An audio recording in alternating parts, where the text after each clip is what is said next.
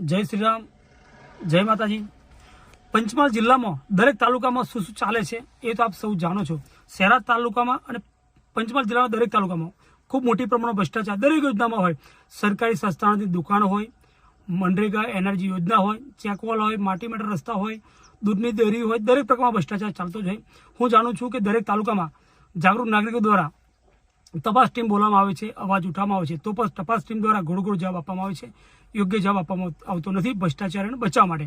એટલા માટે તારીખ 25 અને સોમવારના રોજ બપોરે 12 વાગે ગોધરા કલેક્ટરશ્રીની કચેરીમાં પંચમહાલ જિલ્લાના દરેક તાલુકામાં જે લોકોને ન્યાય નથી મળ્યો, જે જાગૃત નાગરિકોએ સરકારના વિરોધમાં અવાજ ઉઠાવ્યો છે, ભ્રષ્ટાચારના વિરોધમાં અવાજ ઉઠાવ્યો છે, તમારા ગામમાં, તમારી પંચાયતમાં, તમારા રેશન કાર્ડના સસ્તાની દુકાનમાં યોગ્ય ન્યાય નથી મળતો, ભ્રષ્ટાચાર ચાલે છે, તો જે લોકોએ અરજી કરી હોય, તપાસ સાંભળવામાં નથી આવતી, જે લોકો નિરાશ થયા છે એમને કોઈ ચિંતા ના કરતા સોમવારના રોજ ગોધરા કલેક્ટર કચેરીમાં ક્ષત્રિય કરની સેના પંચમહાલ દ્વારા એક આવેદનપત્ર આપવાનું હોય તો સોમવારના રોજ બપોરે 12 વાગે પંચમહાલ જિલ્લાના દરેક તાલુકાના જાગૃત નાગરિકોએ ભ્રષ્ટાચારના વિરોધમાં અવાજ ઉઠાવવાનો હોય।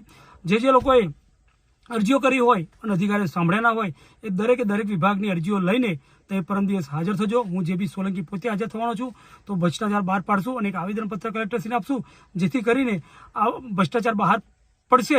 એટલા માટે ફરીથી વિનંતી કરું છું કે જે લોકોએ તપાસ માગેલી તપાસ નથી થઈ, તમારા ગામમાં ભ્રષ્ટાચાર ચાલે છે પરંતુ ભ્રષ્ટાચાર બહાર નથી પાડતો, આવા ભ્રષ્ટાચારીઓને ખુલ્લા બહાર પાડવા હોય તો પરમ દિવસ સોમવારે બપોરે 12 વાગે ગોધરા કલેક્ટર કચેરીમાં આવજો।